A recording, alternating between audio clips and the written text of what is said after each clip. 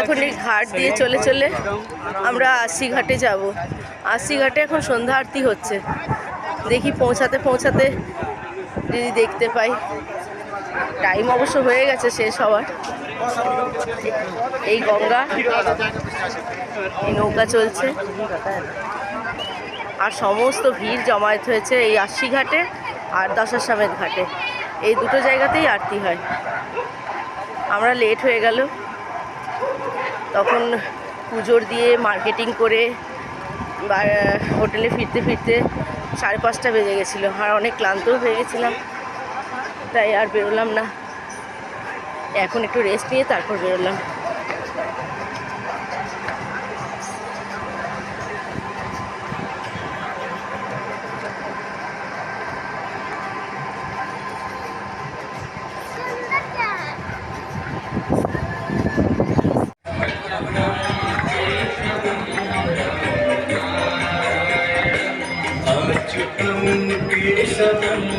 হাটের একটা অন্যরকম ভাই।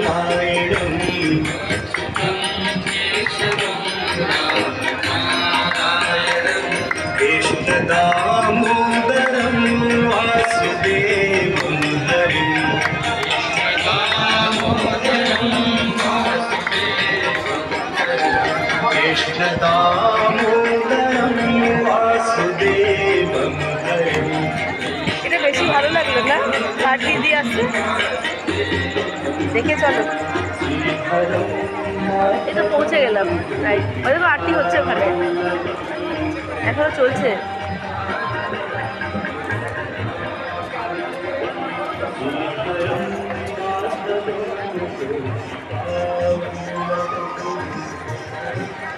এইখানে তুমি নদীর চড়ায় নামতে পারো।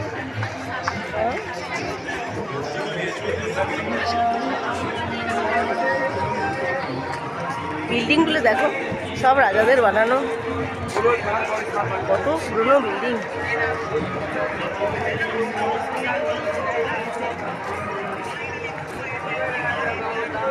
ওখানে তো মেলা বসেছে হয়তো, নাগরদোল্লা।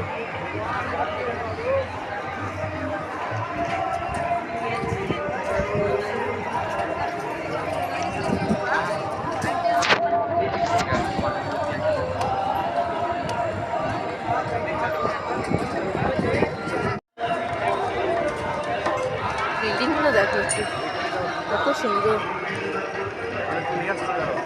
চলো, হ্যাঁ হ্যাঁ হ্যাঁ,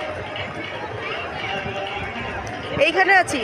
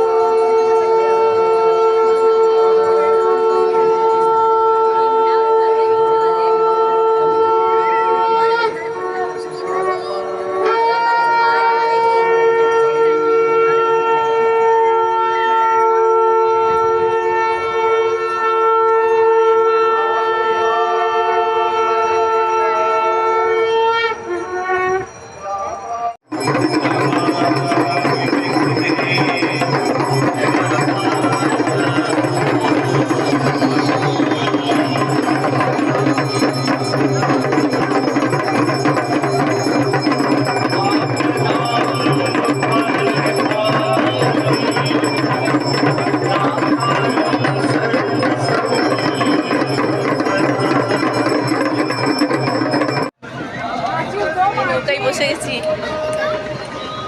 নৌকায় চাপাটা বাকি ছিল। আরতি দেখলাম, কি আনলে এটা চটপটি, নৌকায় চাপলাম। এখানে বসো, এখানে বসো। এই লাইফ জ্যাকেট পড়তে হবে? ও বসো বসো।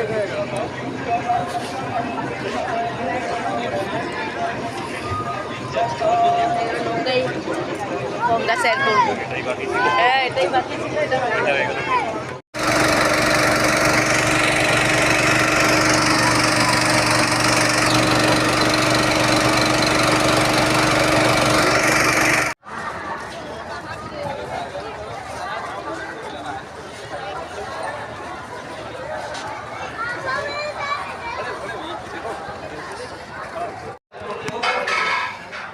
আমরা এখানে গ্রেট গ্যাঞ্জেস বলে একটা হোটেলে খেতে এসেছি, ভালো এসি হোটেল।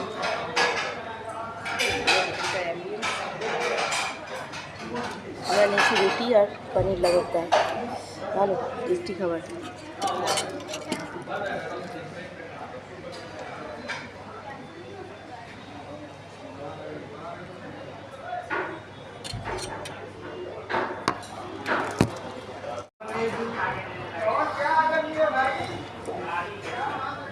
এই রেস্টুরেন্টটা একদম গদুলিয়া চৌরাহার মাঝখানে, একদম সাইডেই।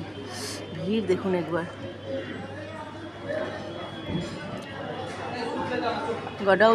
গডাউলিয়া চৌরাহা। এখন বাজে রাত্রি 10:30 হবে না? ভিড় দেখুন,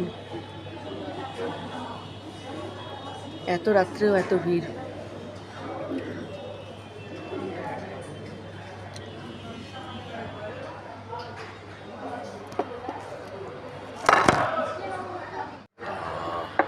ওরা ব্লগ করে কত কষ্ট করে, ক্যামেরা সেট করতে হয় আগে, কত কিছু করতে হয়, আমাদের হচ্ছেই না।